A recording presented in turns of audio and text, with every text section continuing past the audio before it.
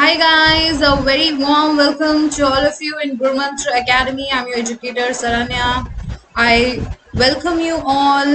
I hope you guys are fine, safe, well, and I am really hoping that you guys are taking good care of yourself and your family also. So we are studying genetics, and the point is we are almost going to finish. We are almost going to finish genetics. So one thing I wanted to tell, like a small strategy on how you should proceed your revision and your notes, like that. I have already said this several times. मैंने बहुत बार ये बात बताई है आप लोगों को कि ये स्ट्रेटेजी किस तरह यूज करनी है ताकि आप सबसे ज्यादा मार्क्स ले सकें। फर्स्ट थिंग इज आप लेक्चर्स को सुनिए फुल कंसंट्रेशन के साथ। सेकंड, जैसे जैसे आप लेक्चर्स सुनते आ रहे हैं शॉर्ट नोट्स बनाते चलिए। Short notes, so you can take short notes बनाते चाहिए। प्लस आपको पीडीएफ नोट्स तो वैसे भी मिलेंगे। Okay, you will get PDF notes no matter what. तो ये शॉर्ट नोट्स क्या करेगी, this will be helpful for you in revision. It will be helpful for you in revision. And short notes में कभी कभी कुछ चीजें छूट जाती है, तो उसके लिए आप पीडीएफ नोट्स को रेफर करके इस रिवीजन नोट्स को कंप्लीट कर सकते हैं। ओके, पीडीएफ नोट्स को आप लेके पढ़ सकते हैं, you can use it, but I would not suggest कि आप इस पीडीएफ नोट्स को प्रिंट करें then you can use it. It's waste, actually it's waste of your money, the paper and all.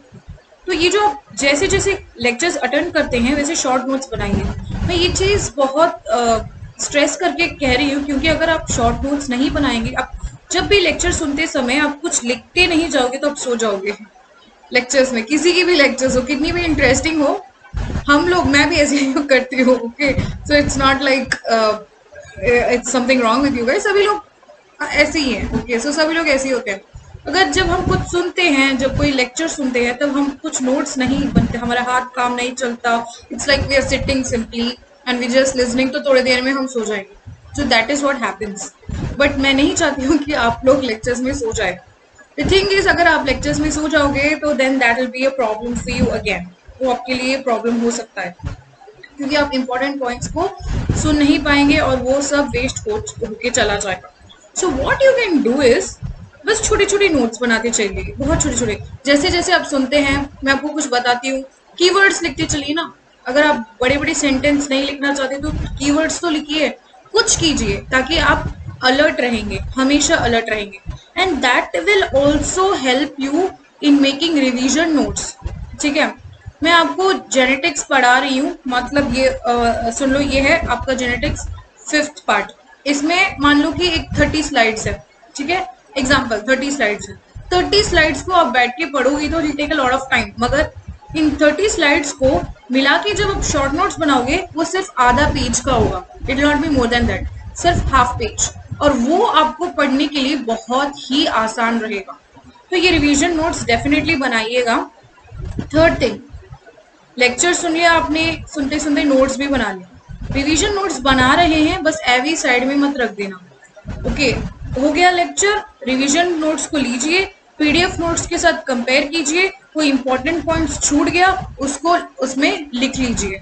Okay, short notes बना के उसमें लिख लीजिएगा। Okay, and you revise it once, एक बार रिवीजन कर लीजिएगा, उसको देख के रिवाइज कर लीजिए। Next, recall. रिकॉल कैसे करेंगे आप? रिकॉल तब तक नहीं कर पाएंगे जब तक आप प्रैक्टिस नहीं करेंगे। ओके, रिवीजन नोट्स को, ये जो रिवीजन नोट्स को, इसको देख देख के बार बार पढ़ना is not recalling, it's just revising. आप कॉन्सेप्ट्स को दोबारा दोबारा पढ़ रहे हैं। आपको ये टेस्ट करना है कि क्या आप उस कॉन्सेप्ट को अप्लाई कर पा रहे हैं, क्या उसको आपने पूरी तरह समझ लिया है। And for that you have to do practice. Practice कैसे करेंगे आप? PYQs, simple PYQs। ठीक है, PYQs को ले लीजिएगा। कहाँ से आपको PYQs मिलेंगे, कौन से क्वेश्चंस लेंगे आप? गेट एग्जाम्स के क्वेश्चंस ले लीजिए, प्रीवियस ईयर्स, प्लस DBT के एग्जाम्स के क्वेश्चंस ले लीजिए, प्लस CSIR का पार्ट टू का, I mean part one, part A is your aptitude, part B, part C की जरूरत नहीं है, it will be too much. So ये प्लस टिफर एग्जाम का bio, only bio is enough, bio paper. तो आपके पास sources unlimited है, ये सब आपको फ्री डाउनलोड में मिल जाएगा। ले लीजिए पेपर को, जो भी कॉन्सेप्ट आपने पढ़ा है उसको सॉल्व कीजिए, एक आध क्वेश्चन सॉल्व करके तो देखिए, आपको इतना कॉन्फिडेंस मिलेगा कि आप बस you will feel great. Okay, and that is really important. पढ़ना, सिर्फ क्लास लेक्चर को अटेंड करना is not a joy. I mean it should be a joy but it is definitely not. जब आप उस कॉन्सेप्ट को अप्लाई करके उसमें करेक्ट आंसर आता है, then that's a win win situation, right? It's a win situation, आप जीत रहे हैं। सो प्लीज इस स्ट्रेटेजी को फॉलो कीजिएगा, बहुत काम आएगा आपको। और मैं चाहती हूँ कि you guys succeed very well. Okay, I know I am taking lot of your time in talking, but ये कुछ चीजें इंपॉर्टेंट है। आप लोग स्टूडेंट्स हैं मेरे, तो मैं आपको चाहती हूँ कि आप एक स्टैंडर्ड मैनर में चले, एक टाइम टेबल वाइज चले, नॉट रैंडमली। ओके, तो उस मैनर में चलते समय आपका टाइम बहुत बच जाएगा। ऑलराइट, टाइम वेस्ट नहीं होगा। So let's get into the lecture. Okay, so pedigree के बारे में आज हम पढ़ने वाले हैं। नाम तो सुना ही होगा आपने पेडिग्री का। सो पेडिग्री किस चीज के लिए यूज होता है? It is use for the analysis के लिए यूज होता है। What analysis? इनहेरिटेंस पैटर्न की एनालिसिस को। जैसे कि from father and mother child आ रहा है, उसकी किसी के साथ शादी हो रही है, ये child can be a male और अ फीमेल, उसको किसी के साथ शादी हो रही है, देन उनका बच्चा हो रहा है। So this is inheritance pattern. मतलब क्या traits, what are the traits that you are getting from your previous generation and how is that you are passing to the next generation. So this is what is pedigree. Traits की inheritance pattern के बारे में पढ़ना is called as pedigree. Okay, and ये families के बीच में पढ़ा जाता है। Okay, within a family ये देखा जाता है।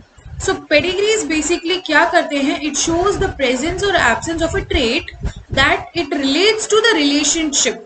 ओके, या तो पेरेंट्स के बीच में, ऑफस्प्रिंग्स, सिबलिंग्स, कुछ भी हो सकता है। So pedigree is an orderly presentation of family information. Family में जेनेटिक ट्रेट्स के इंफॉर्मेशन को एक पैटर्न के तरह दिखाने के लिए डायग्राम्स यूज किए जाते हैं, and that is called as pedigree. Okay, so the first step in studying the inheritance of traits. Okay, so pedigree is the first step in studying the inheritance of trait. इसमें क्या करते हैं आप? मतलब different generations को आप एक significance दे देते हैं। नेक्स्ट, कुछ जेनेटिक रिस्क है या फिर डिजीज होने का रिस्क है या फिर लीगल अलील्स है, ये हम प्रिडिक्ट कर सकते हैं। Okay, may be incomplete due to difficulties collecting information. Pedigree incomplete हो सकता है क्योंकि हम एक आध जनरेशन 1 2 3 जनरेशन तक इंफॉर्मेशन कलेक्ट कर सकते हैं, मगर उससे पहले वाला information it will not be available. Okay, अगर आपसे पूछे कि क्या आप अपने दादाजी के नाम बोल सकते हैं, तो you will be able to say. पर दादाजी का नाम मे बी सम पीपल उनसे भी okay, so that is little bit difficult. आपको नहीं पता होता है, सो आपको उनका नाम ही नहीं पता है तो उनकी जेनेटिक इंफॉर्मेशन कैसे पता होगा? सो that is really difficult. So pedigree क्या है? इट इज अ टूल जो कि जेनेटिसिस्ट्स यूज करते हैं इनहेरिटेंस पैटर्न को अनकवर करने के लिए, बेस्ड ऑन द ट्रेट्स, जैसे कि कोई डिजीज कंडीशन है या फिर नहीं।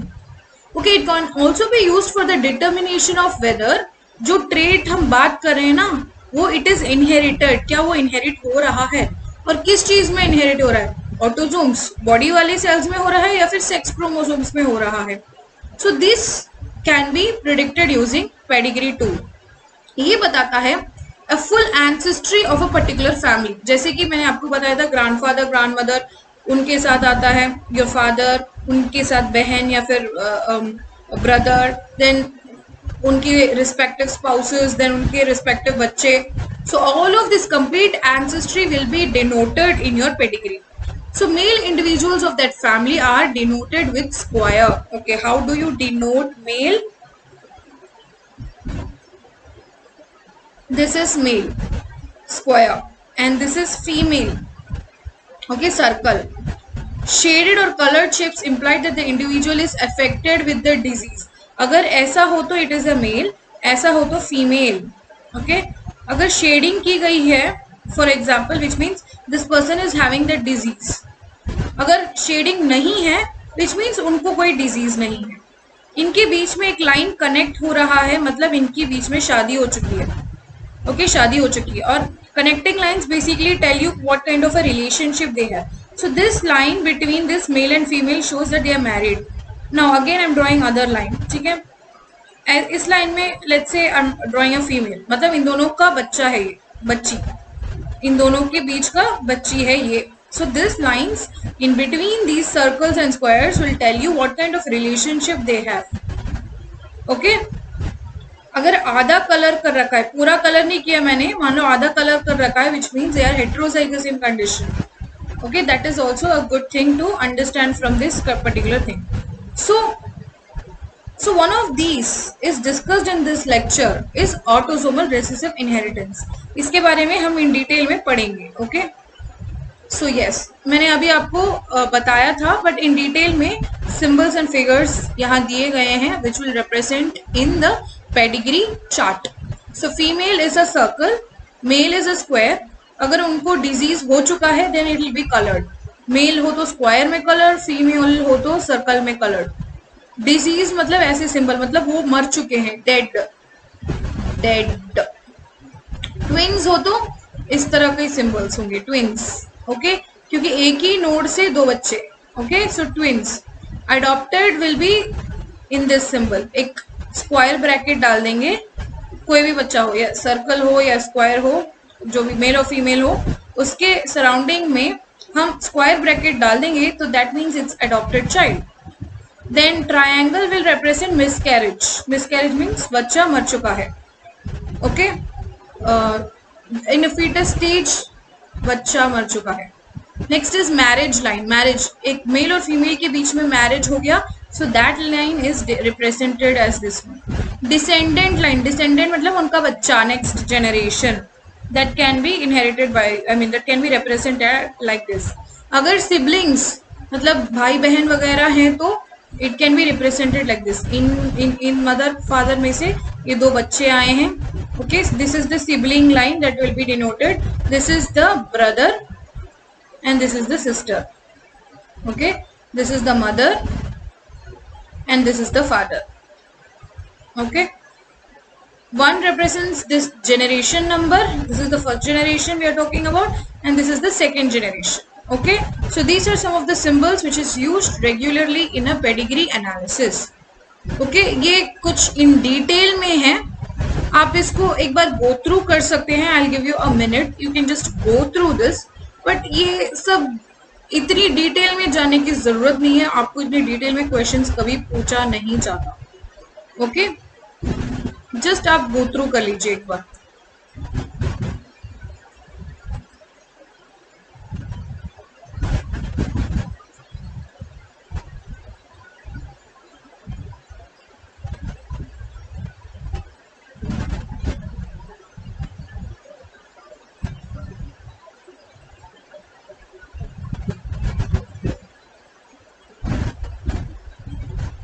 ओके, आई होप आपको एक आइडिया आ गया होगा कि what is pedigree chart and उसे कैसे बनाते हैं. Okay, so now we are going to see the types of pedigrees. Okay, we are going to see types of pedigrees. So first one we are going to talk about is autosomal. Autosomal मतलब body cells other than sex chromosomes. Okay, autosomal dominant. Dominant means this character is dominant. Inheritance. Okay, body cells में जो gene dominant है वो inherit हो रहा है. And what are the characteristics a autosomal dominant inheritant trait will show? The trait should not skip generation. मतलब हर generation में this trait will be seen. Okay, very important point. Okay, very important point. The trait should not skip the generation. An affected person married to a normal person should have approximately 50% of the offspring being affected. Also indicates that the affected individual is heterozygous. सबसे ज्यादा important point है, समझ लोगे तो बस समझो काम easy हो गया. ओके, सो अफेक्टेड पर्सन मतलब let's say the male is affected. ठीक है, अफेक्टेड है तो टू कंडीशंस हो सकता है. One condition, he can be homozygous in nature और हेट्रोजाइगस इन नेचर. डोमिनेंट है, okay, he is married to a normal female, उनमें कुछ प्रॉब्लम नहीं है. सो इन दोनों के बीच में what is the probability? She is normal means it is recessive character. Okay, small A. अभी मैं इनके बीच में I am going to make the probability analysis. Okay, let's say दो सिचुएशंस है, या तो ये मेल होमोजाइगस कंडीशन में है या फिर हेट्रोजाइगस कंडीशन. वो हमें कैसे पता चलेगा? Based on the offspring, and we will also calculate. मैं आपको कैलकुलेट करके बताती हूँ. मान लो the male is homozygous dominant and the female is recessive. अभी मैं इनको क्रॉस करूंगी तो what will you get? You will get A that is ऐसा and this and this. You will get AA again, AA again, AA again. This is what you're gonna get. So 100% of the offspring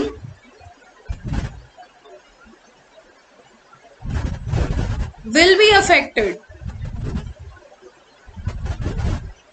एक चीज ध्यान देने की बात है, अगर autosomal dominant है, ओके, डोमिनेंट कैरेक्टर है, तो it will show its dominance even in heterozygous condition. Heterozygous condition मतलब this is only heterozygous condition. Homozygous मतलब this is homozygous condition. Heterozygous condition में भी अपनी डोमिनेंस दिखाने वाला is called as dominant. Okay, अगर this particular male is homozygous dominant, then all the offsprings will be affected. But if he is heterozygous in condition, तब क्या होगा? तब होगा ऐसे, क्रॉस करेंगे तो आपको क्या मिलेगा? AA, small a, small a, small a, small a. This is what you will get. So in this 50% is affected, these two, and these two are unaffected. 50% unaffected. Okay, वही यहाँ बताया गया है. An affected person married to a normal person should have approximately 50% of the offspring being affected. Approximately मतलब 50% तो affect होना ही है. उससे ज्यादा भी हो सकता है, if the affected person is homozygous dominant. But if he is not, if he is heterozygous dominant, then at least 50% तो वो उनके offsprings affected ही होंगे. अगर 50% offsprings affected है, which means this affected person is heterozygous, वही यहाँ बताया है. Okay, so distribution of the trait should be close to equal distribution among the sexes. जब हम ऑटोसोम्स की बात करते हैं, ऑटोसोम्स मतलब बॉडी सेल्स की बात करते हैं, देन डिस्ट्रीब्यूशन इक्वल होता है, मतलब फीमेल मेल में इक्वली डिस्ट्रीब्यूटेड होता है. ऐसा नहीं कि only males will be affected या only females will be affected. No, both will be equally affected. So these are the characteristics of autosomal dominant inheritance. आप इस पिक्चर में देखिए, डोमिनेंट पेडिग्री में, कैन यू सी ये सारे conditions whether it is fulfilling और not. सारे generations में you can see the trait passing, so it does not skip. Second, if a person who is affected marries a normal person, then approximately 50% of the population should be affected. क्योंकि यहाँ सिर्फ 3 बच्चों की बात की गई है, सो उनमें से एक अफेक्टेड है. Okay, so 1/3 of the population is affected here. But in case यहाँ 4 बच्चों की बात हो रही है, तो it will be like 2/4 of the population, that is approximately 50% will be affected. Okay, it will be like that. ठीक है, approximately. So can you see, जो भी मैंने आपको ये traits बताए, that is fulfilling. Unaffected parents can have affected offspring. आप देख सकते हैं this parent is unaffected, okay, but उनकी offspring is affected, so that is still possible. Affected progeny are both male and female. मतलब आप यहाँ देख सकते हैं female affected है, male affected है, female affected है. It's not like only one sex will be affected. Both the sexes are equally susceptible for this disease trait.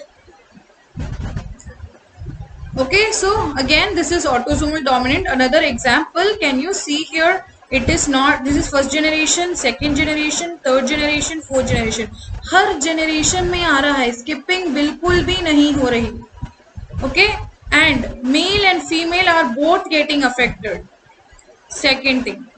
Okay, so this is a good example of autosomal dominant disorder. Next is autosomal recessive disorder. Recessive disorder मतलब this is not a dominant one. Recessive condition होने के लिए both the alleles should be like this. Okay, in case if the allele is like this, then this is heterozygous in condition. Heterozygous always favors the dominant. Heterozygous होगा मगर trait जो दिखाएगा वो dominant ही होगा. Again you will have homozygous dominant जो कि again dominant है. So अगर आपकी alleles from, this is, let's say this is from mother, this is from father, जो आ रहा है alleles, if they are both in the recessive condition, only then it will show the recessive character. So it is difficult to get this particular character in all the generations. So this kind of alleles can skip the generation. Skipping of generation is possible.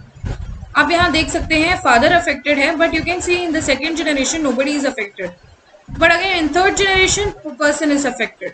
So skipping is possible. And ये किस type of family arrangement में found किया जाता है? कॉन्सेंगेनियस marriages, मतलब cousins के बीच में शादी हो जाती है. कैन यू सी हियर, मतलब यहाँ नहीं बताया है, पर ओके, कजिन्स के बीच में अगर शादी हो जाए then consanguineous marriages will give you autosomal recessive disorder. इसीलिए जब एक फैमिली में ही शादी कर लेते हैं, then you can see उस फैमिली में बहुत सारे लोग एक ही डिजीज के साथ अफेक्टेड होते हैं. So that is because शादी फैमिलीज में ही हो जाती है. बाहर दुल्हन को देना या फिर बाहर से दुल्हन को लेना ऐसा नहीं होता. यूजुअली बहुत पहले इंडियंस में ऐसे ही करते थे, अपनी फैमिलीज में ही शादी करते थे, खुद की फैमिलीज में ही, जैसे कि कजन्स के बीच में शादी होती थी. That is because the main reason is कि उनका वेल्थ, उनका जो लैंड एरिया है वो किसी और के पास नहीं जाए. But this is a very big advantage that genetic disorders बहुत आसान से आ जाते हैं. Okay, if both the parents are affected, all the childrens will be affected. अगर दोनों के दोनों पेरेंट्स अफेक्टेड है, then all the children will be affected. जाहिर सी बात है, अगर दोनों के दोनों पेरेंट्स अफेक्टेड है, then what will be there alleles? Definitely recessive in nature. Affected है तो it has to be recessive. अगर दोनों के दोनों अफेक्टेड है, then what will be there alleles? AA and AA. देन अगर इसकी क्रॉसिंग कराओगे तो all of that you will get will be AA. 4 AA मिलेगा. So that will be again affected. Most affected individuals have normal parents, क्योंकि they can be heterozygous in condition. Okay, ये दोनों अनअफेक्टेड है, but you can see their children are affected. That is what it says. Okay, when a normal person is married to an affected individual, normal person married to an affected individual, okay, all the children are normal. All the children are normal. Can you see here? All the children are normal. This indicates that the parent is homozygous dominant. This parent is homozygous dominant. Okay, only then all the children will be normal. मतलब ये सारे के सारे children will be heterozygous in condition, of course. Okay, but if इनमें से if this person, this affected person is not homozygous dominant, but if it is heterozygous in nature, तब क्या होगा? What will happen? देखते हैं. Normal person है, then normal person है तो लेट्स से डोमिनेंट. ओके, ये हो सकता है या फिर ये हो सकता है. अफेक्टेड इंडिविजुअल है तो डेफिनेटली यही कैरेक्टर होगा. अब इन दोनों के बीच में if I am doing the cross, okay, so first let's do the cross for this, then you will get AA, AA, AA, AA. What does it mean? सारे के सारे हेट्रोजाइगस हैं. दो दिस पर्सन इज डिसीज्ड, क्योंकि यहाँ homozygous dominant है, all the children are normal, वही ये बताया गया है. But what if this is the parent? Okay, heterozygous condition में है तो what you will get? you will get AA, okay, and AA. Two children will again be affected. दो children affected होंगे because of this heterozygous condition. So if 50% of the population is affected, which means the parent is heterozygous in condition. If all the parent is, if all the children are normal, which means the parent is homozygous dominant. Okay. If a normal person is married to यही अभी मैंने जो आपको बताया था ना, 50% will be affected. That is this point. So this is again another picture of autosomal recessive. Both the sexes will be equally affected, male and female, because it is autosomal. Straits generation को skip करते हैं. Example है cystic fibrosis, albinism. Okay. Okay. So can you see here? Can you see here? Parents are unaffected, but the child is affected, which is a very good example for skipping of generation. और ये कहाँ होता है? Recessive में होता है. क्या both male and female are affected? Yes. यहाँ female affected है, यहाँ male affected है, which means autosomal condition है. और क्या यहाँ देख, this is called as consanguineous marriages. Okay, consanguineous marriages. आप देख सकते हैं यहाँ cousins के बीच में शादी हो रही है, cousins के बीच में. This 3 and this 4 are cousins, but उनके बीच में शादी हो रही है. That will cause the disease to continue in the generation. Okay, autosomal recessive. This is how you can find. First, find out whether it is dominant or recessive. Second, वो कैसे आपको पता चलेगा? Skipping of generation या not skipping of generation से you will find out whether it is dominant or recessive. Second, autosomal या फिर autosomal को आपको कैसे find out करोगे? If both male and female are affected, it means it is autosomal. This is the way you can find out the difference between autosomal dominant and autosomal recessive. Now we are going to talk about sex-linked diseases, जिसमें the affected trait will be your X chromosome and Y chromosome. Okay, sex-linked inheritance इनमें से ही आता है. Okay, so dominant है. Okay, dominant character means it will not skip the generation. Very good. Affected males must come from affected mothers. This is a very important point for sex-linked dominant diseases. Okay, affected males कहाँ से आते हैं? Affected mother से आते हैं. क्यों? Male child will be XY in character, mother XX. So because in mom से एक X chromosome यहाँ गया, the child got affected. Okay, the child got affected. So that is what it means. Approximately half of the children of an affected female are affected, figuring the mother is heterozygous in condition. Let's say you have a father and a mother. Mother is affected. दो conditions हो सकते हैं. Mother can be either homozygous in condition और heterozygous in condition. दोनों की दोनों dominant है, तो definitely disease होगा. But depending upon their children, उनकी चिल्ड्रन की पॉपुलेशन से आपको ये पता चल सकता है कि कि कौन अफेक्टेड है, कैसे अफेक्टेड है. इफ ये normal person, this person is let's say normal, so let's say this is the conditions, homozygous dominant, then what will happen? All the children will be affected. All the children will be affected. But what if it is heterozygous in condition? What you will get? AA, small a, small a, small a, small a. 50% will be affected, 50% will be unaffected. Okay, that is what here they are saying. 50% of the children will be affected if the female is affected. That means mother is heterozygous in condition. Okay, all the daughters but none of the sons of an affected father are affected. क्यों? क्योंकि father के पास क्या chromosome होगा? XY होगा. Mother के पास XX होगा. अगर the child is female, she will have XX chromosome. एक X क्रोमोसोम यहाँ से मिलेगा, एक X क्रोमोसोम यहाँ से मिलेगा. If father is affected, then this X chromosome will go to the daughter. Daughter है ना? Then that daughter will also be affected. Okay, for a female child to be affected, the father and mother must be affected. Okay, female child को affect होना है, which means father should also be affected, mother should also be affected. If father is affected but mother is not affected, which means the child will be heterozygous in condition, बच जाएगी. ठीक है. In an X-linked dominant disorder, If the father is affected, all the daughters will be affected and none of the sons will be affected. क्यों नहीं affect होंगे? क्योंकि sons में Y chromosome जाता है, सन्स में वाई क्रोमोसोम जाता है, और मॉम क्योंकि हेल्दी है उनकी एक्स क्रोमोसोम जाएगा तो भी कोई फर्क नहीं पड़ेगा. It does not skip a generation, and if the mother is affected, 50% chance of passing it to her offspring. Okay, अब ये सब हमने ऑलरेडी देख लिया है.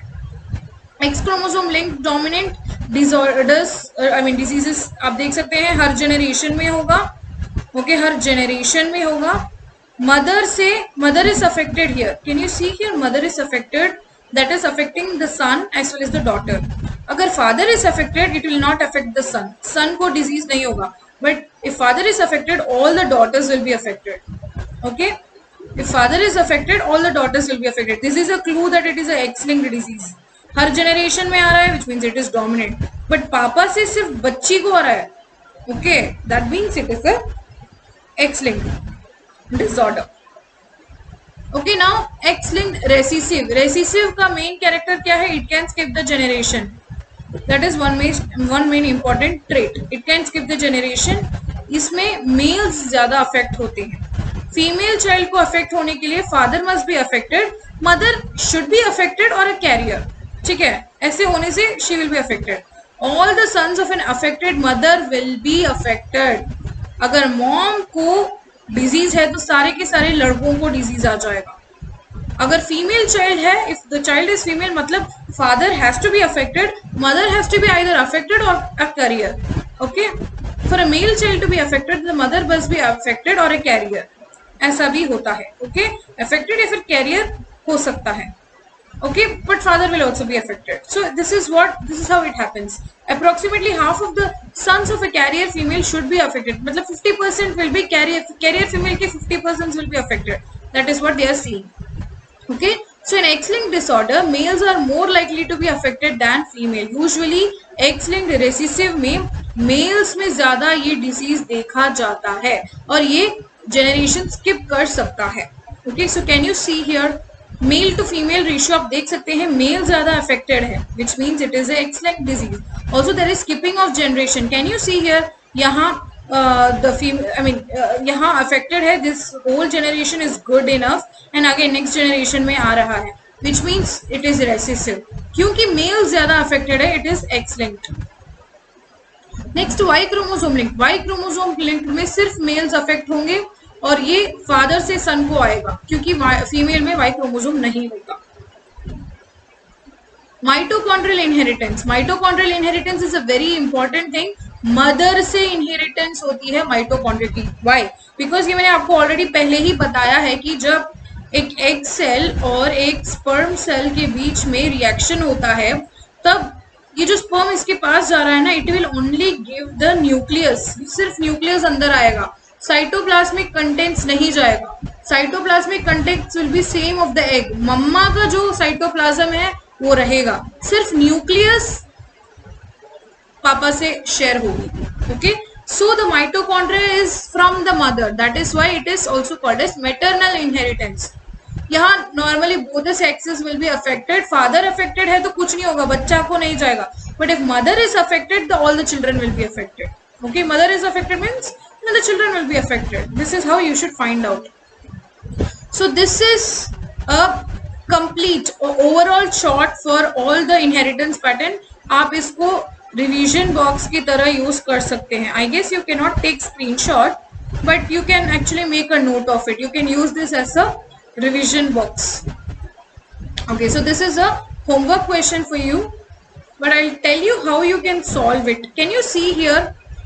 हर जनरेशन में हो रहा है क्या? Can you see here? यहाँ she is female is affected, sorry female is affected. यहाँ भी नेक्स्ट जनरेशन में भी अफेक्ट हो रहा है, यहाँ भी अफेक्ट हो रहा है. But if you see this family, sorry this, if you see this family, father is affected but this generation is not affected, which means it is recessive. Recessive है तो option A is gone, option C is gone. Now you have to find out whether it is autosomal और sex linked. क्या males और females equally affected है? Right, it is equally affected. Okay, अगर x linked होगा तो if father is affected, all the daughters will be affected. Okay, ऐसा कुछ नहीं है. So it is recessive but autosomal, क्योंकि almost equally both male and female को affect कर रहा है. So it is called as autosomal resistance. This is how you have to solve this question. Okay, मैंने आपको होमवर्क करा दिया. मैंने ये सब आपके लिए इसलिए कराया क्योंकि you should know how to solve. मैं आपको दे सकती थी but you should know how to solve. Okay, I hope you guys would have enjoyed the pedigree chart, pedigree analysis class, right? Okay, so great. Like, share and subscribe to our YouTube channel गुरुमंत्र शिक्षा का ग्रंथ. आप हमारे Telegram channel join कर सकते हैं गुरुमंत्र academy. Then आप हमारे Facebook पेज ज्वाइन कर सकते हैं. This is our website. If you have any queries, you can always contact us. Thank you so much, guys, and have a nice day. Keep studying, keep being well. All the best.